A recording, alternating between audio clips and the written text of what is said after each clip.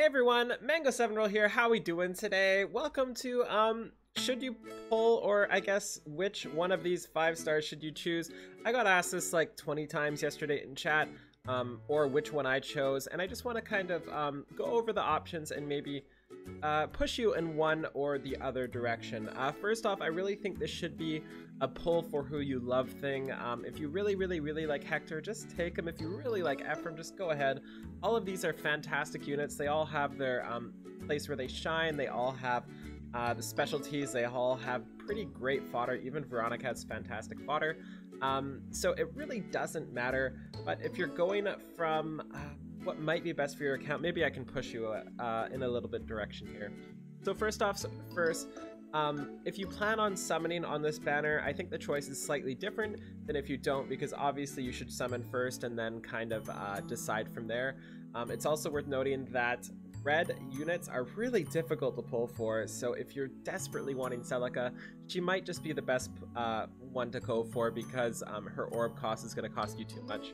But that said, I personally think Veronica is the way to go. I think she's just such a unique unit, and she comes with everything she already needs right off the bat, and her stats are insane.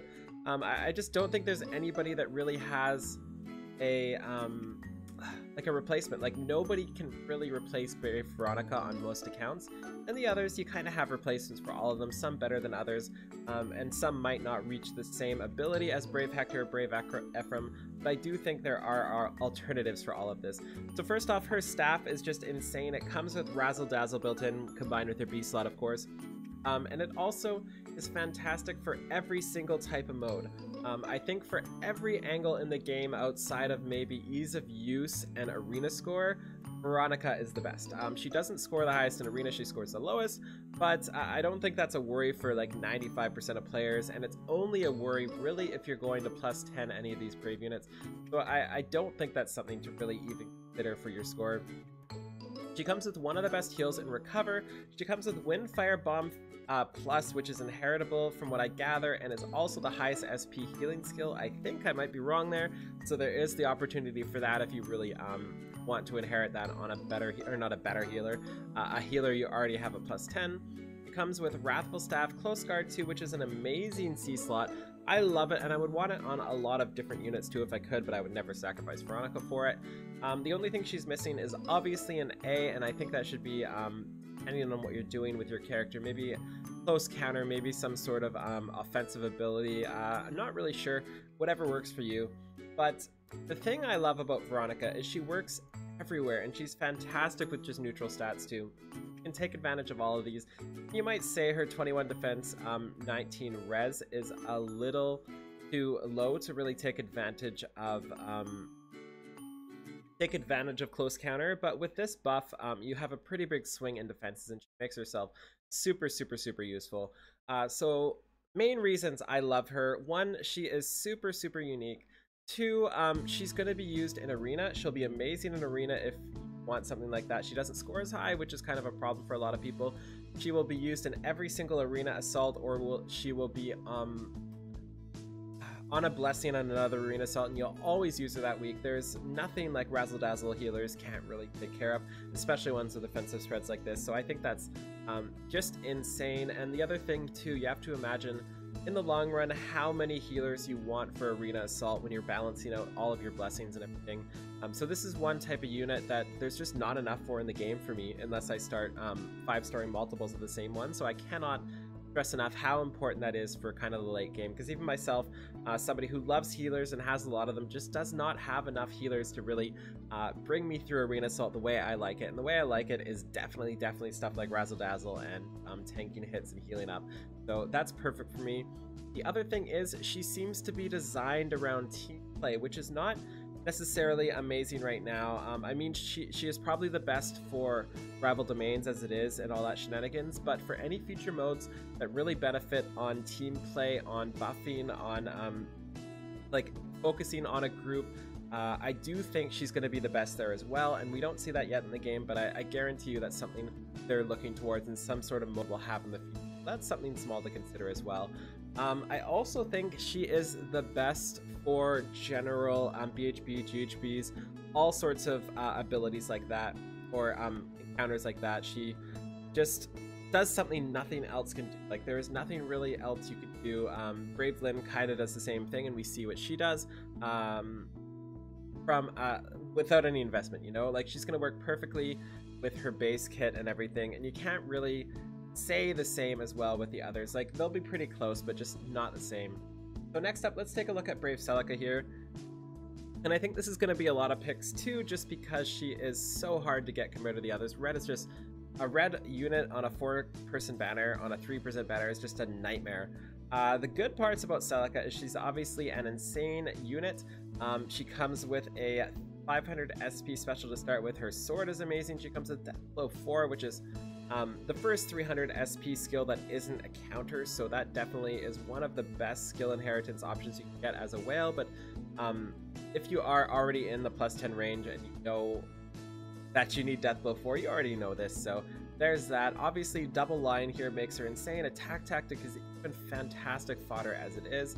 So I do think she's definitely up there, but I don't think she adds anything unique. She does stuff better than other people, but she doesn't add anything unique like Brave Veronica does. So that's why I kind of put her off to the sidelines, unless you really want Death Blow 3 for your Arena Core, or Death Blow 4, sorry, Death Blow 4, that's ridiculous. Yeah, so let's go on to Hector here. Hector is blue. I hate summoning for blue and I hate summoning for armors. It is what it is. He's obviously insane. He obviously comes with a counter skill. He comes with Bold Fighter, even Res Wave, 2 fantastic fodder skills, so there is that. And I do think he's going to be maybe the best for general ease of use. Like, you can throw Hector into the middle of anywhere, maybe give him Aether if you really wanted to. Just throw him in the middle of a big group of units in BHBs, GHBs. He's probably going to come out ahead for a lot of them. But I think with some careful planning, you can get further ahead with Veronica and Ephraim, so there's that as well. Just general ease of use and overall ability to do things that you shouldn't be able to do. Maybe this is a good pick for you as well. But again, I do think there are free-to-play units we get that maybe kind of compare to this, and maybe can push you ahead as much as this, but you know, I just use Ephraim for my blue units, and I think that's one of the other things. If you're a person who likes to use free-to-play guides, I feel like more will use Brave Veronica than anything. But all-star fodder as always, and all-star unit as well. And finally, we have Ephraim here, and Ephraim is insane as well. He also comes with special fighter for his fodder. Close defense is pretty important too, and obviously armor march is amazing. Now he does fantastically for everything. Again, he's another insanely good unit, but again, I think Brave Veronica just adds more uniqueness, which is more important to the table. He might even be one of the best on the banner, or the best on the banner for BHBs and GHBs and stuff, just because of his shenanigans with special fighter, his weapon, and coming with armor march, which really is useful for a free-to-play unit, so maybe that's something you need to value as well. The other good part is we just got Black Knight, so you can then pair Black Knight and Ephraim here together, and should be fine, because Ephraim is going to have problems against red units, and Black Knight can handle that no problem. So they'll be a really good duo together. Same can kind of be said for Hector and Black Knight as well for those free-to-play challenges, since we just got another one of him. But he doesn't come with armor march here, so that makes it a little more difficult together. So yeah, that's a lot of what I wanted to talk about. I just really stress how good Veronica is, and I think she's going to shine in the long run of the game too. The more modes come out, I think she is a no-brainer to a lot of people, especially if you don't want to summon colorless, which isn't really colorless hell anymore. I consider red red hell now, so definitely keep that in mind. That's about all I can say now. I really hope you enjoyed this, and as for what I am doing, I want both Veronica and Celica. You know, I really want Veronica and Celica. I love Celica's art, but Celica just doesn't add anything new to the table to me. So I'm probably gonna pick Veronica. I might give in and do some summoning, but I really shouldn't. I really should just be saving my orbs until these are on legendary banners. And that's another thing to consider too. If you plan on wanting these for legendary banners sooner in the future, there's a better chance Veronica comes on than Celica. So because there's less colorless units in the pool, I feel like she will be on the legendary banners much more often than any other hero. So there is that to consider as well. And she doesn't benefit from merges as much as anyone. There is that to consider. So that's about all I wanted to talk about. I think I covered everything. If you have any questions, please let me know in the comments below. Feel free to like, comment, subscribe as always, and I'll see y'all later. Bye, everybody. Have a great day.